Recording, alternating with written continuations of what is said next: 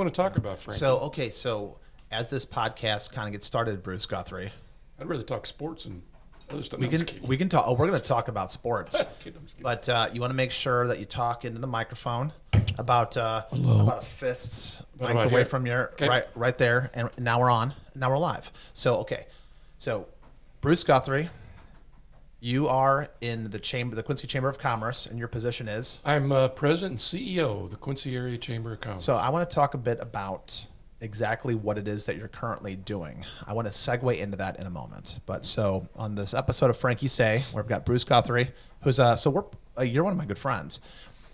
Do you remember the very first time we met? Yes, I do. I think your very first executive board meeting with the district was my first board meeting. And then I served you and the district for 5 years on the board, and you taught me a lot, and I still use some of the skills you taught me. I transferred that skill set That's into nice, other. Frankie, Yeah. but you taught me a lot. Well, I'm downtown. I probably and taught you Quincy. like one or two things. You taught me like 100. Can I ask you a question? Yeah. Why is it so difficult to run downtown Quincy? It's. I think the challenge is it's a large job with not a huge budget, so it always makes it challenging from a staffing point, Frankie. And a lot of it with the downtown is it's a volunteer-based organization. It really is volunteers, you know. That's what they're based on. I mean, it's like You need to volunteer to help out to do all these events and activities. it's near a 100% volunteer situation. So right now, with our military, this is still a 100% volunteer army we've got, and the Air Force and the Navy and all of the different legions of our armed forces, right? All of them, and I don't leave anybody out. But all the legions of the armed forces, right? With downtown Quincy, this is something that people need to know how difficult it is. This is one of the things that I want to talk about. I called you earlier. We kind of green roomed it when I was coming back, and I called you and I said, we're going to talk about some stuff here. And you could smile at me, and say, Frank, don't say that, or we're going too far. You could say that, Bruce. But with the downtown, doing the things that I saw you do, and doing, there's a lot of people who have stepped up since you took another position, extremely important.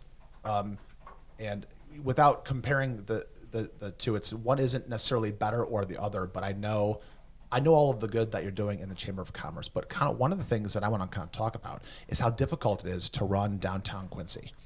Is it still one person? Is it one salaried position right now in the district? Or Well, is it two? I know they've opened up, for the new executive director, and they have another person that's working part-time. When I was there, we worked very hard to kind of revamp the budget. And so we were able to, several years there, to get an assistant. So there was two people. Okay. So, they're like 1.5 now, and I think they'd like to get to 2 full-time. So they can, also another thing, Frankie, I think Main Street programs are usually kind of a town's downtown square, maybe Main Street and a couple other streets. But Quincy has one of the largest Main Street areas geographically in the country. I've only heard of one or two larger, and that's in Washington, D.C. or a bigger city. We have 92 blocks. They consider that geographically the river to 12th, Broadway to State. That's a huge area. All right, let's talk about that. So the people that are currently involved for people listening, there's something called the Main Street program, and the best person to talk about this is Joy Austin. Yes. I mean, she's currently That's great. working Yep. there, and she's kind of a big wig and a heavy hitter, and she knows so much about that kind of stuff. So she's she's at expert level there. One of the things that I've learned from her is when she goes around to different places, she'll say, you talk about Galena, Illinois, or Cedar Rapids, or Paducah, Kentucky, a lot of the quote unquote comparable cities, whatever you want to say is comparable to Quincy. I have heard Joy say things like smaller towns, they've got 3 or 4 square blocks, or 10 square blocks, or 16 square blocks. And then the city puts a lot of money and effort, and the people inside the townships, everybody's kind of banded together to build their downtown. Okay. So Hannibal. So I love Hannibal. I love going down there to go to, was it Azotea Lounge? Yep. I think so. They got does that Main Street has some really, Jive, or the downtown Hannibal's fun. Yeah. How many square blocks is their Main Street area? So I'm not saying anything negative. I'm saying like, wow, look at all of the power that Hannibal has with a teeny tiny little area. But do you know off the top of your head how big that area is? Well, you're talking about what? Is that 15, 20 blocks total? Whatever. And Quincy has how many? Well, we got 92 blocks total downtown that they put it under. Frankie, they put it underneath that. So you're talking also within the 92 blocks, as you know, it's the most dense business district. There's what I think when I was there, when we tried to do a census to try to figure out who's who, we were over 600 businesses. And then that are members of the district and also property owners. You're a business owner, property owner. So count up all the property owners, it becomes a very large membership that you're serving that makes it very challenging to try to meet the needs of everyone. And then one time, I think we were at a meeting and you called people who live downtown, they're a property owner, they live in the property, they own the business down below, or they're renting to other businesses, or they're renting to other people, the trifecta of all three. You live downtown, you own the building downtown, you're working downtown. Yes. The trifecta of those kinds of people, they just, and I'm not talking about myself, I'm talking about other people who do a lot of work. I no longer live downtown Quincy. My wife and I, of course, moved because we found out that we were going to have a third child, and you can't really. You left us. I get you. I did. I totally did. But I moved exactly 21 blocks straight east, and I come back. I'm in the district right now. You do. You're in here now. Yeah.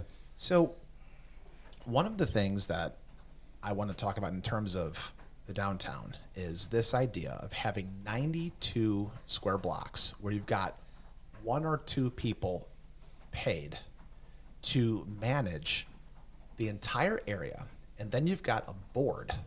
And if Jason Trader and Jamie Trader are listening, thank you so much for all of the things that you guys do, because you can tell how much they care and they work pretty hard. Yes. And they've got a team of people that support them. Their team of people, in my opinion, isn't big enough. They need more. They need more help. There's an organization outside of the district board called the District Diplomats. And I remember when you were the executive director, I think there were 40, 50 people in that org at some point in time. And I don't know if it's probably in the 20, 30, but it's you can't get anything done. And you know all the events that they do. Yeah. One person or two people, and I was there a lot of time by myself. You can't do that by yourself. So you got to have good committees to put on the blues in the district, to put on the street concerts, to put on the farmers market, to put on the feast in the district, to put on all these events. Chris Kendall, you have to have people.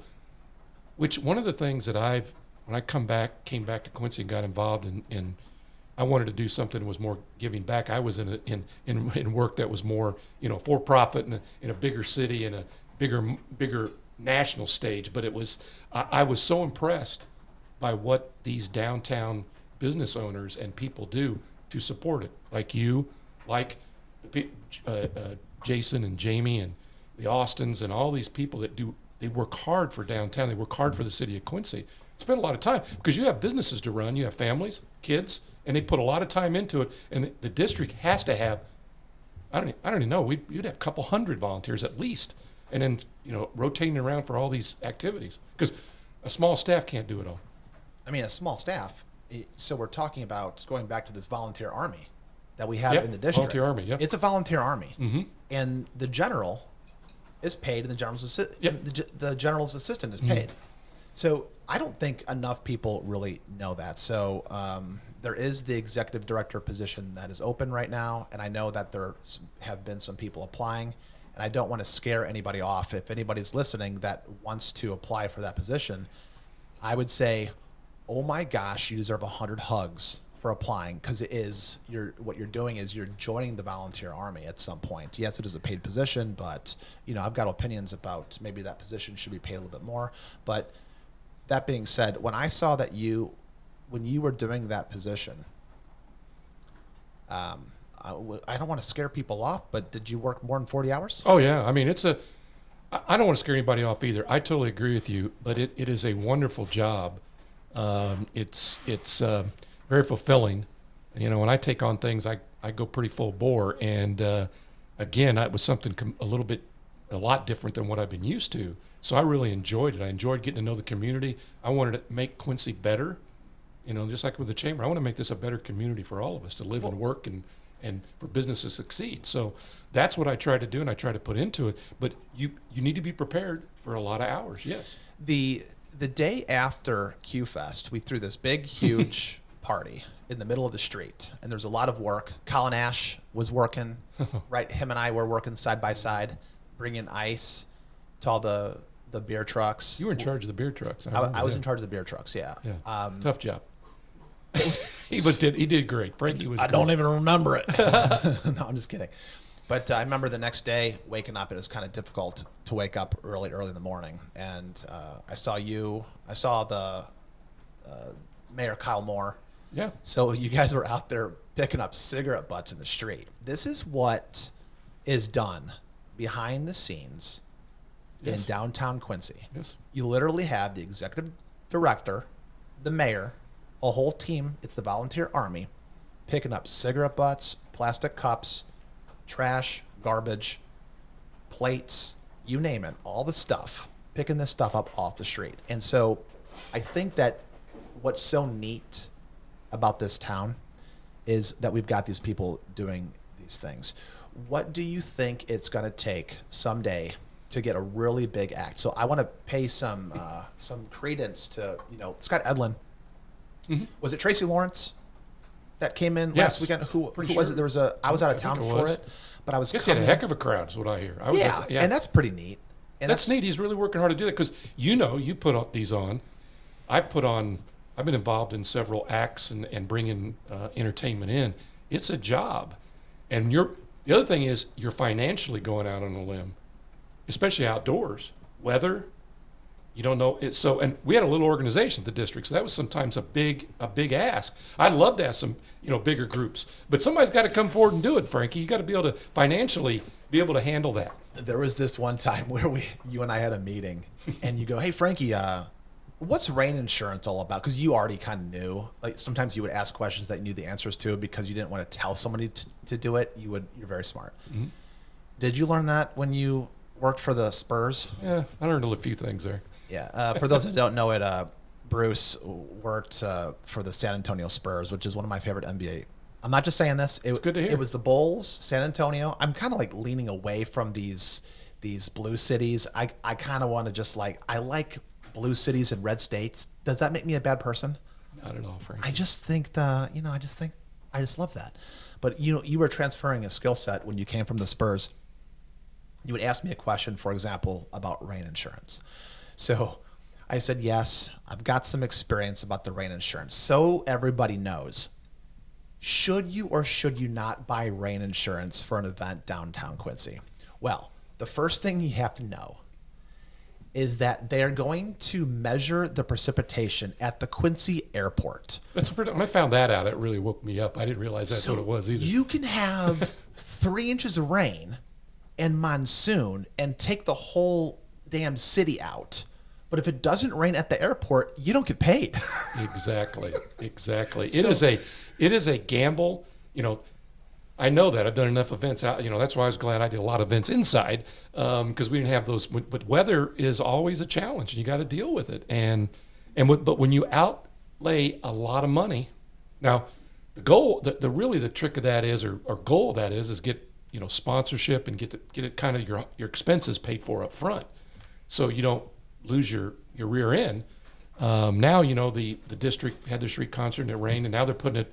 It's coming up again. They're going to play it out in Washington. Is it Blacktop South? Yes, that's what I understand. They're going to do it September something. Yeah, so they're going to do like a free concert, almost like the blues, but not the blues, of course. But right, they're going to put it out. to try to bring it. But the district is a wonderful organization, but a lot of people don't understand what it takes. I think a lot of people. I've had a lot of conversations with councilmen and mayors, understanding the importance of that organization for this community. Yeah, and when people don't understand how much work it takes, when someone says, "Oh, should there be a special assessment tax just for the district to put on concerts, to put on blues in the district, to put on the street concert?"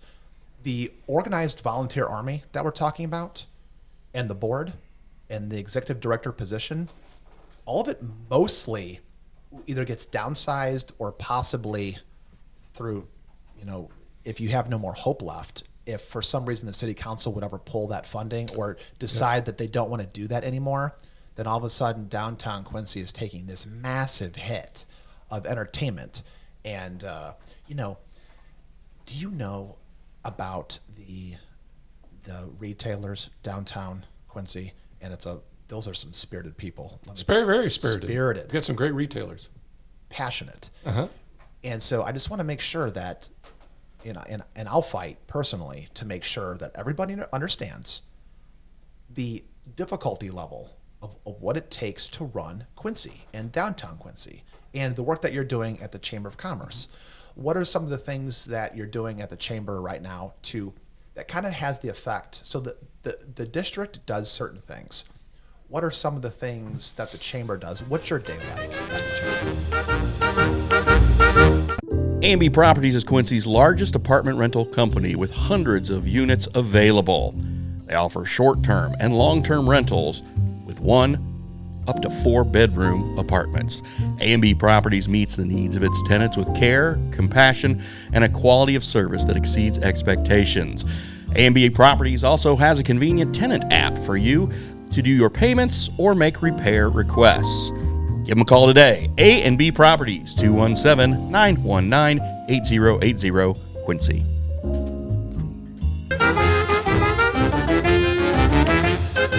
Well, the chamber's goal is of course more citywide. The district is downtown centric.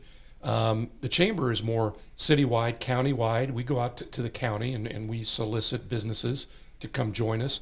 But our day-to-day mission, Frankie, is to help businesses, be successful. Our mission is to, connect members. It's to advocate for businesses, and is to promote the community. That's our mission in a nutshell, right there. Do you remember when you were the executive director for the district and certain people would say, well, the district hasn't walked into my door. The district hasn't come and paid an homage to my business and throw my name up in lights up into the sky.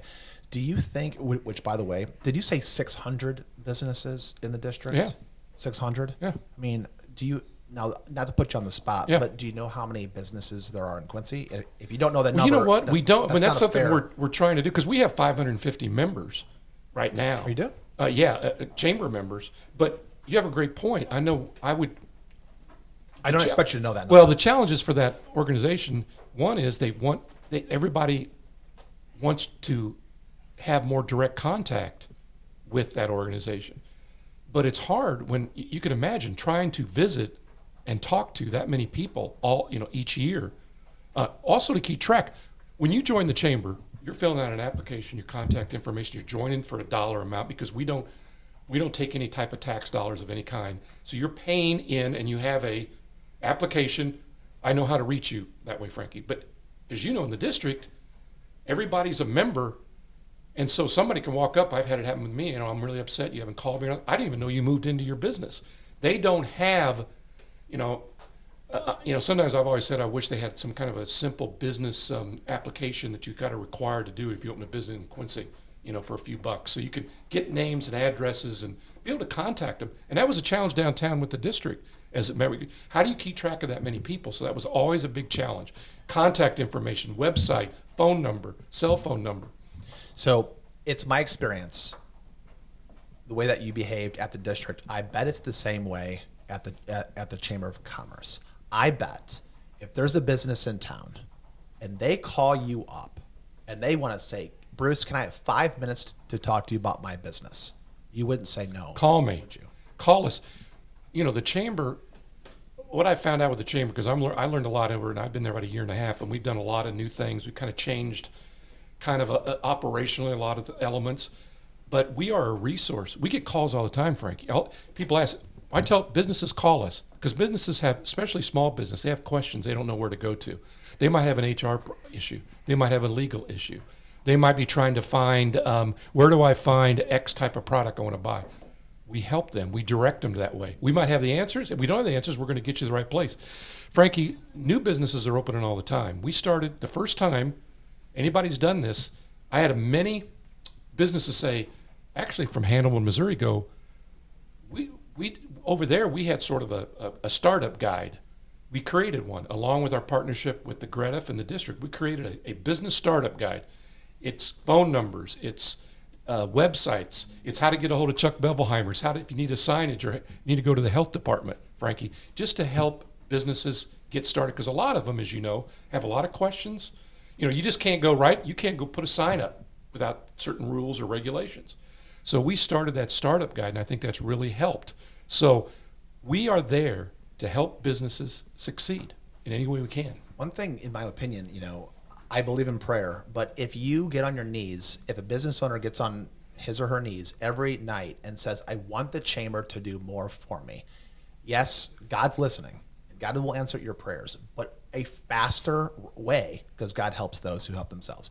Call the chamber and say, hey, talk to me. What can I do? What can you do? What can we do together? Speaking of businesses, do you mind if I talk about a business in Quincy? Yeah. So our sponsor, Frankie Say, is sponsored by A&B Properties. And I just want to let you know, and anybody listening, it's A&B Properties is Quincy's largest apartment rental company with hundreds of rental units offering efficiencies to 1 to 4 bedroom apartments. And if you want to take a look at all the different places, people talk about how difficult the rental market is in Quincy. A&B Properties can help you. Google it, Bing it, whatever you want to do. Look for A&B Properties, call them if you need a place to stay. And they do other things too. They're kind of a full service place. So anyway, I just want to kind of throw that out there. Yeah, give them a call. Very lucky that Frankie Say is sponsored. But back to all of these different kinds of businesses. What do you think is what's the number one thing that the chamber can do for a business in 30 seconds? So for example, they call you and they just want like the littlest thing. What's the easiest thing that the chamber can do for them? Is it promotion? Is it publicity? Is it so by the way, you sent me something in the mail a week or two ago, and our company is a part of the chamber, and you will be getting my check soon. Got our new membership plan, dues plan. Yeah. Well, I saw it, I liked it, and who does all of your design? Because that's all done, and I got some young ladies that are wonderful at doing that. And Frankie, we changed our whole membership dues structure. When I came there, they were on what they called a fair share program, which a lot of chambers are getting away from. It got very confusing. Like if you own a business and you have you're 1 to 5 employees, you pay this, plus you pay a dollar amount for each full-time employee. Very confusing. We said, hey, let's get to tiers where you can pick the tier you want and the benefits you want. Getting back to what you're saying, when people call us, I think you know what number one is listening, getting the right area. Today, I had staff out getting ready for our golf tournament. We have a huge golf tournament tomorrow at Westview, so a lot of work goes into that. So I was answering a lot of phone calls. People going, hey, where somebody called, is there any transportation in town we can use? Somebody called and said, you know of an accounting firm that we can use? We're looking for a new accounting firm. I had 2 other people call and go, we need to belong to the chamber. We hear what you're doing are great things. How do we belong? So you start getting all these types of calls, and we have to listen to them and direct them the right way, because different companies have different needs, as you know. Napide has a little bit different needs than, a boutique or a salon or whatever it be. So you got to be ready to address what their needs are. A lot of times I'm asking people, what are your challenges? What is your challenge? What's your pain points right now? What can we help you at? Or what are you looking for? Some people are looking for branding, sponsorship. We have so many things you can sponsor and get involved in, activities and events. We started offering these seminars that have become very popular. We want to give resources to our members to help them solve their problems or their challenges within their company, such as how to do social media, which is always challenging. How to do a website development, how to market your business. So we've done these in partnership with Guthrie and the district, and that's a big thing that we've been working on, is partnering together, because we all have members, and let's market to all of them at one time. You mentioned golf. Do you play golf? Not as much when I thank you, Frankie. When I hurt my shoulder, and I haven't played for a few years, but I do How long enjoy. has it been? It's been a little while. It's been many years. I haven't played since I got back to Quincy. So, Whoa. You haven't played golf? No. Since you came back to Quincy? yeah, I had a really bad shoulder, and now I probably could get out there. I used to play a lot. I probably need to do that. Why don't you call Mark Christensen and have him just get like 3 lessons and like just ease back into it? I need to. Or I miss you- it. Okay, are you good enough that you could just go out and will yourself back into the game? Or do you need a golf pro? I could probably get back, but I do like somebody to help me straighten myself out on some swing elements and that sort of thing. You know, So golf. And I hope you don't mind us talking about golf for a No. second. So in Frankie Say, it's not as random as it seems. You got to go with the flow, baby. You got to Gotta be able to adapt. You got to drink that peach beer. So I'm so sorry for screwing you up with that peach beer. It's not alcoholic, so it's not going to hurt you. But it's not. It definitely has. it's not bad. It's not bad, Frankie. Well, do you think we happen to have 2 sports? We got sports writers guys in here, We don't got we? David Adam and Chuck, the legends in here. Uh-huh. they're gonna- Legends. Well, they are legends, and honestly, if they had microphones right now, I'd say, "Hey, talk to us about golf." I do have a question for you. What will it take for you to get back on the golf course this year? This year, This year. Now, hold on a second. I'm going to challenge you as a friend to go to the Knights of Columbus driving range and buy a bucket of balls. I will drive you there. Not that you need me to drive you. And I'll buy your bucket of balls. Not that you give a crap. I challenge you to go to the Knights of Columbus, which, by the way, I might just leave here. I might just cut this pod short and go there right now. go there right now. See, I've been thinking about that, actually. My wife said something about it. Said, why don't you try to hit some and go out to the driving range? I might have to do that. But you know what? I've been so focused in on what I'm doing, I sort of, But hold on a second. I need to What get time out. do you stop working? Don't tell me never. What time do you stop working like on a regular weekday? It all depends. It all depends. I mean, do you ever stop at 6:30? Oh, I stop early. Oh, okay. Yeah. But I'm an early riser, so I try to get a lot done early in the morning. How so. early do you get up? How early do I get up? Yeah. I get up really early. I work out in the morning. Whoa. Every You work morning. out? Yeah. Wait, you work out every morning? Yeah, I usually do. Yeah, about an hour. Do you stay in your home or do you go to a gym? No, I go to the Croc when it opens at 5 a.m. Are you kidding me? No, I just feel much better when I do that. I'm an early riser. I'm sort of in that. I get in that habit, and then I get to the office at 6:30 or so. I can get a lot done. That's just the way I've been that way, sort of, my whole life. So it's just I like to. I got back into working out this summer after getting through COVID and having some COVID issues. So now, but I've been yeah, I'm pretty. Did I'm you have kinda some long COVID? habit? I had a bad thing of COVID, pretty bad. So. How long did it last? Well, I was in the hospital for about a week, so I got my little COVID fill. My wife got sick, but I'm fine. Got out of it and Worked through it. I worked through it. And but I get up early. I like working. I like working. Do you think COVID? Do you think it's part of the reason why you get up at 5 a.m. and work out? No, I don't know about that. I think it was like, hey, I need to get my butt back into shape and get some. I like some discipline. I like a habit. I'm kind of a habit generated. I'm doing it. I kind of do the same routine, and I believe in that. On a scale of 1 to 10, 1 being not important at all, 10 being an absolute necessity. How important it is. So here's 2 questions. One is how important is it for you to wake up and do something physical in the morning? And my second part is how important is it, do you think, for the average person to just get up and do something physical for themselves before the day starts, before the work starts? I have my own opinion on this, but I really want to know. Well, I think you need to get up and get some movement. Yes, and everybody's different. Everybody operates differently, and I don't want to try to tell people what they need to do. No. But for me, I think it's important to get up. It gets me the blood moving, and it gets me thinking. It's a great time for me to think about my day, and it gives me a calmness for my mind, and it also then I've really accomplished something, and I can go on to the next step of what I need to do. Do you want it or do you need it? That's a great question. I think of both. I need it now. I mean, it's hard if I don't, and I try not to. I got to give days off. You got to rest your body. You gotta, Full disclosure. Yeah. There's a guy named Keaton Kammerer in town. Do you know any of the Kammerers? The Kammerers are kind of famous in town. Like, there's lots of them. There's a bunch of them. There's like Caleb, Logan. Logan, yeah, the Do you singer, know right? Logan? Yeah, Logan's fantastic. Yeah, Logan's a stud. That guy rides his bike everywhere. If you ever want to see Logan Kammerer, the only way you can find him is if you look on the street and see a guy riding a bike, or unless he's playing guitar somewhere and making amazing music. But the point is, this guy, Logan's brother, Keaton, he convinced me to walk across his street, Main Street over by St. Peter's. He opens up his garage. He trains me at 5 in the morning, 5:30 to be honest.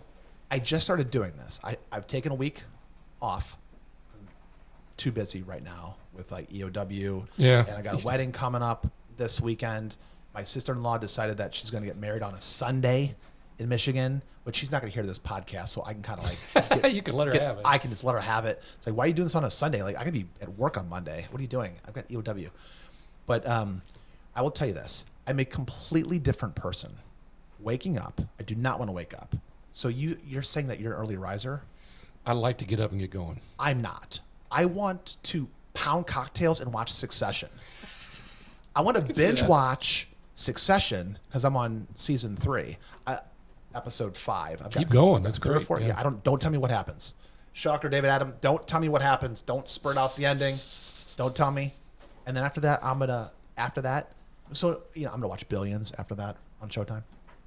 But here's my point: the idea. Anytime that someone says that they get up in the morning to do that, I stop and just say out loud, if anyone is having a hard time, if anyone doesn't feel really good, if they go to bed as early as possible and rip themselves out of bed and go and do something for themselves in the morning, and sometimes it's like just decaf green tea over by a window that has sun. I don't know. But get up and move and do something. It has completely changed my life. And I could do a podcast just on that. And I didn't know we were going to talk about this. But anyway, anybody who's listening, if you're having a hard time or you feel like you're depressed, you're probably not depressed. You probably need to get up and do something like physical in the morning. I don't even care if it's like half a nothing.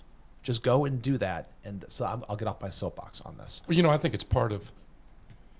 What do you think? It's part of my. I've got several years ago when I was working with the Spurs. One of the big sayings, Popovich, a head coach of the Spurs, Hall of Fame coach, says and brought to the organization, and it's up in about several different languages around the locker room and everything. It just sticks in my mind. I go by it. It's by creating that habit that every day. It's basically comes from a gentleman, was it Jacob Reese, who did a proverb on pounding a rock.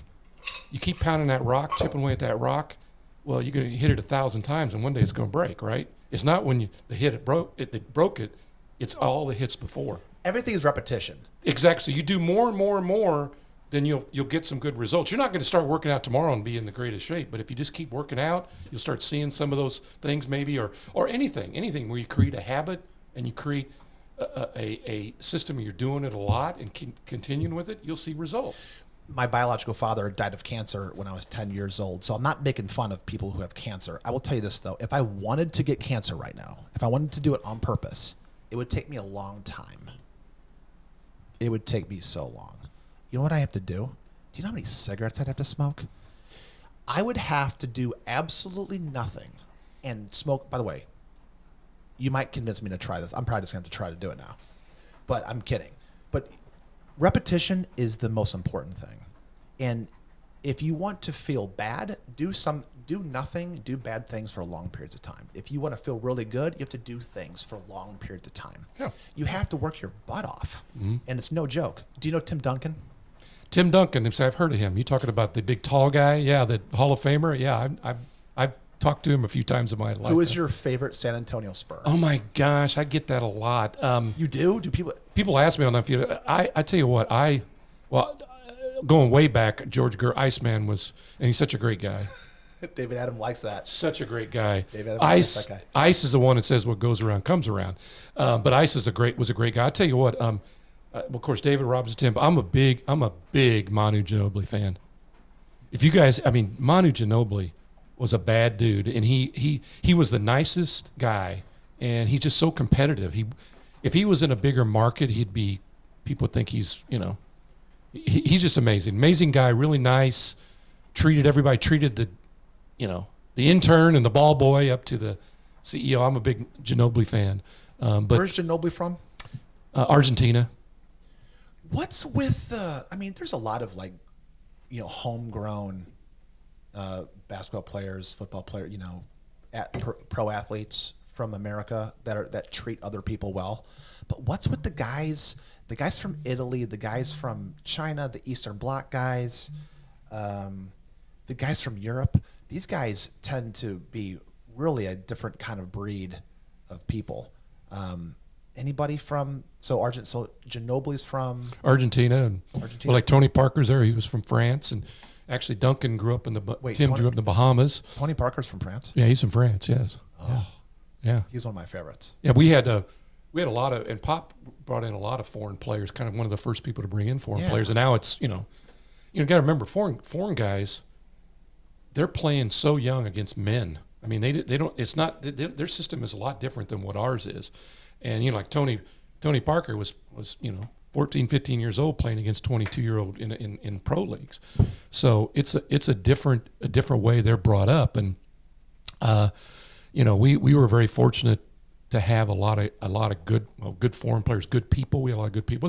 They just wouldn't stand for bad people. If you're going to be bad, you find somewhere else to go. And right, there's 450 NBA players, something like that. I mean, it's under 500, and they're people, right? And foreign wise are all over the place, and you got to go around the world.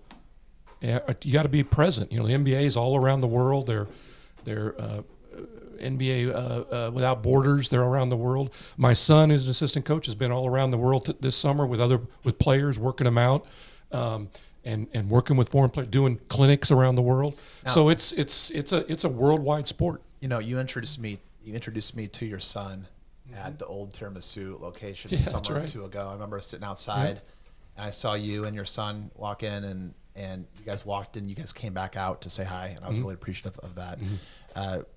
Your son coaches in the NBA. What He's at the Washington Wizards. Yeah, was he with the Jazz? He was at Jazz for about 5 years with Quinn Snyder, and then he went to. They came after him. Carlisle did. Rick Carlisle with the Dallas Mavericks for a year, and then that kind of imploded. And then Zach went over to the Washington Wizards. He also started out with the Spurs, and then he was with Orlando Magic. So he's been around the NBA. He's 35. I think he's been in the league now 13 or 14 years. Is that some kind of weird record for having youth? Or are there lots of people? There's some other young. What's the competition like? Oh, that's very competitive. It's a very competitive league that everybody wants to coach in the top level. But he's I give him all the credit in the world. He did it all on his own. I got to help him kind of get into when I was with the Spurs, we had a D League team in Austin, and he was going to school at the University of Texas. He really wanted to get involved with it. He didn't want to do what I did in the front office.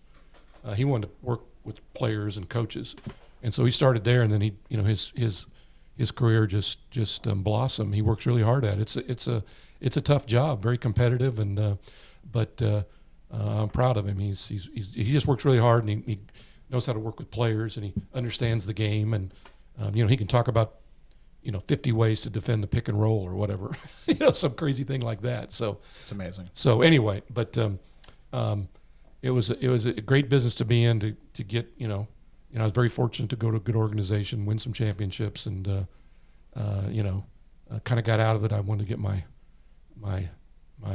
brain to kind of settle down a little bit, and it's a tough life, a lot of travel and a lot of games, and I think I've done 1,500, 2,000 NBA games, and so that's why I don't hear so well anymore. I think the loud music and everything. Well, I got to tell you, in closing here, Bruce, you're a great guy. Please tell your wife hi for me. I think she's a same to sweetheart. you. And yeah, I'll tell Rachel. Tell Rachel and the kids and everybody. It's good. She's gonna listen to this pod. So well, thanks for having me on. I really appreciate talking about all this. Anything, Quincy, I big supporter of this town. Want to make it better. So we're all in it for. I love it, man. See you soon.